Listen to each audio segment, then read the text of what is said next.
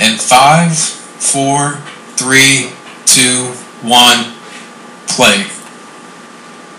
All right. Brandon Lee. Oh yeah. Damn. And it's kind of a question, like, how did you grow up with this film? Like, what are your kind of first thoughts?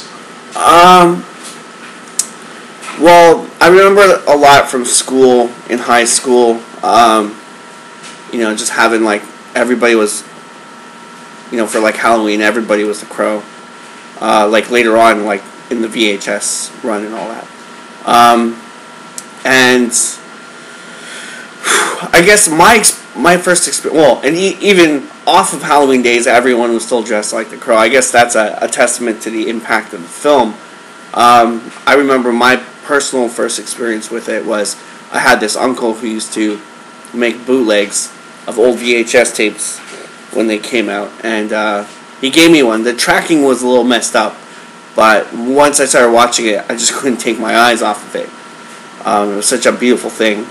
And then we had this comic store, Strawmix Comics, and you know, the next day I just went in there and I was like, "You got this Crow?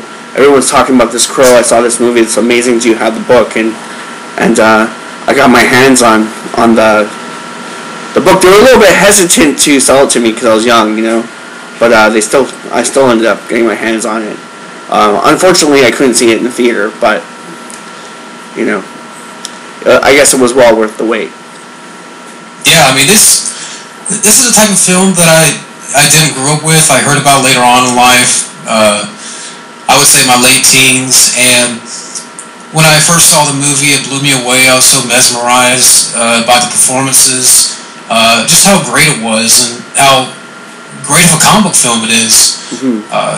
And you know, I was like, okay, I gotta search for this guy, Brandon Lee. You know, what else has he been in? And when I found out he had passed, it just kind of tore me apart because he did such a great job with this film. And I mean, as prior to this, he had done Rapid Fire and Showdown Little Tokyo, and he had did some stuff in the '80s. But you know, to me, he was a great action star, but also a great actor. Mm-hmm. And for what he did in such a short time, you know, I think that more people now should give him his due. Like, oh yeah, it seems like a lot of people nowadays sleep on how great Brandon Lee was and just how versatile and talented he was. Mm-hmm. I mean, just as the star was shining bright, it was just cut out like that. You know, it was cut short. And we're not here to talk about like the theories and all that stuff. I mean, that's not what's important here. It's important that, you know, we honor Brandon Lee and we have just a great time talking about this movie. Yeah. And it's so great, like, just looking back at it now, like this ambulance scene, like in the background and everything, how much detail really went into this. Like, all practical, real stage set, you know, whatever. And it looks great. It's I just find it hard that none of the sequels could really match what this had for its time, you know. Like Ernie Hudson, amazing in this movie. Yeah, Ernie Hudson, I mean, Ghostbusters, Leviathan, Ghostbusters 2. Yeah. He was in a film called No Escape, Airheads, Congo. I know some people might know him from Oz, the TV show. Great actor, underrated actor, and I've always heard nice things about Ernie Hudson at these conventions and stuff. Yeah, he seems like a really, really, really cool guy. I would love to talk to him one day at a convention or something. Hopefully he comes to Comic-Con this year. And the little girl you saw there is Rochelle Davis. And she had did like one film later, like a little bit later after this, called Hell House, and I think she's working on a new film, but she's been out of the spotlight since this movie because of the circumstances that affected her life, and she took a hiatus. Ooh. So, and I heard she's coming back and doing conventions and doing these panels about the Crow, so... That'd be awesome to see that. To see her at a convention or something, that would be incredible. And, this film's always had a great score too. Mm-hmm. Yeah. The score was written, I think it was by Graham Revel. Yeah. From Dusk Till Dawn. Yeah. Yeah. And this is such a great, like, everything works about this movie. There's just like a really great charm to this flick. Yeah, the cinematography and the setting, it's always raining, and and the score with that, I mean, just really benefits everything else. Yeah.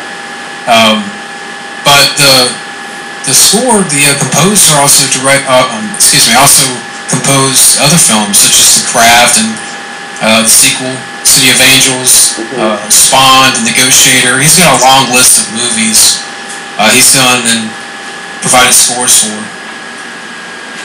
Yeah. I've seen his name go around a lot. A lot of soundtracks.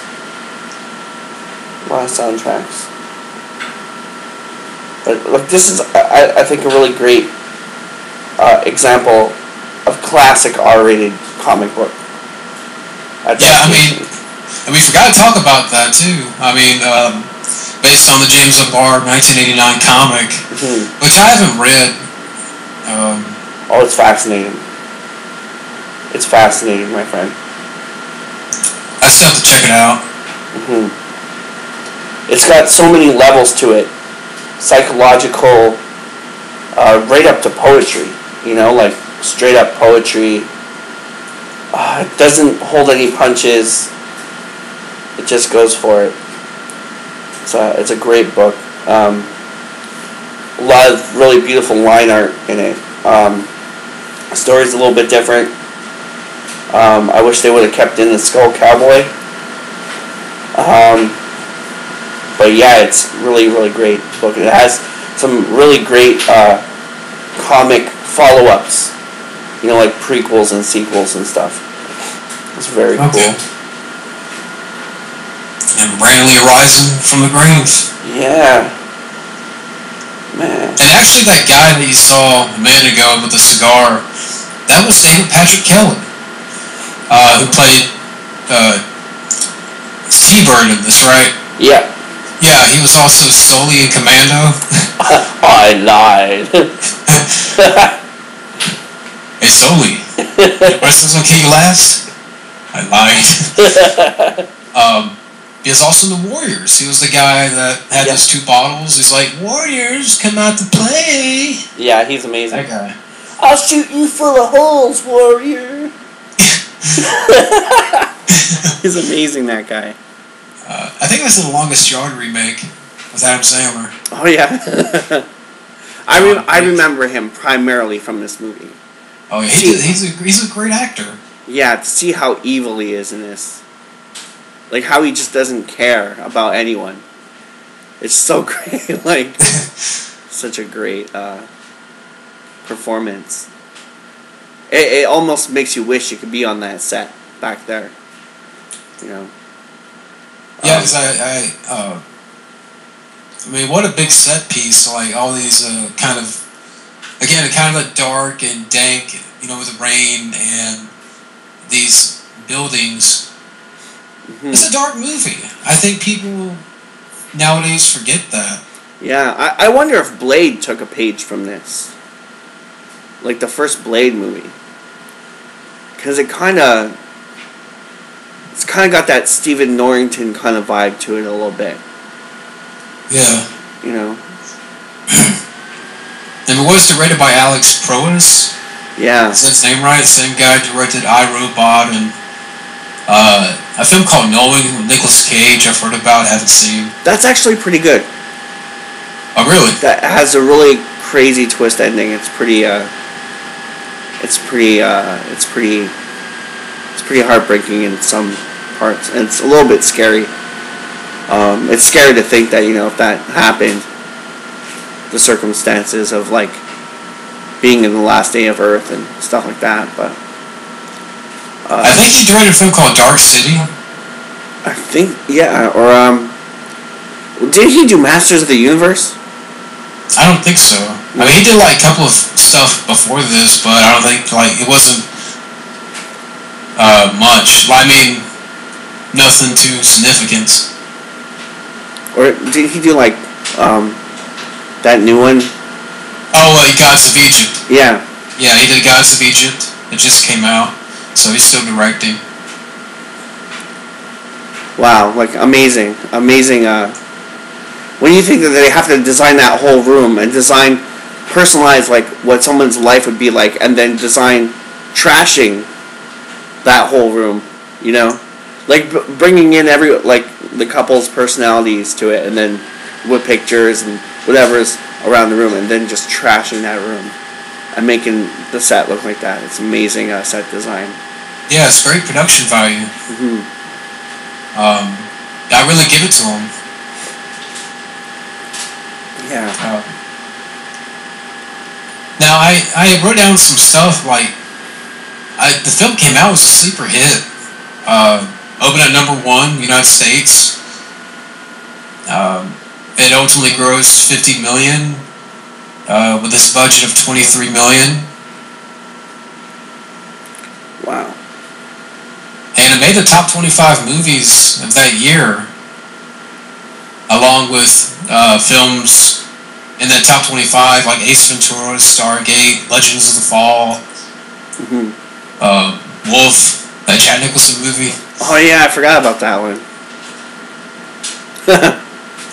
Classic. Interesting shots here too, kind of that flashback with some red texture. Yeah. I love how it intertwines, how it's like the past and the present is all intertwined like that. That's great. That's a great shot. Yeah, and it's straightforward. You understand his past and the turmoil. Nowadays, it would take like 40 minutes to get to that point. Yeah. Oh boy. Craziness. What I love about the cast is you really hate these guys. They're so good at what they do that you really hate them. You know? Yeah, they play their parts well. Yeah. I mean, you got David Patrick Kelly. You have Skank, played by Angel David, who was in films like G.I. Jane and Salt with Angelina Jolie. Salt. I'm trying to. That's she's like a spy or something. Yeah. Yeah. The guy, yeah, that Skank guy is amazing.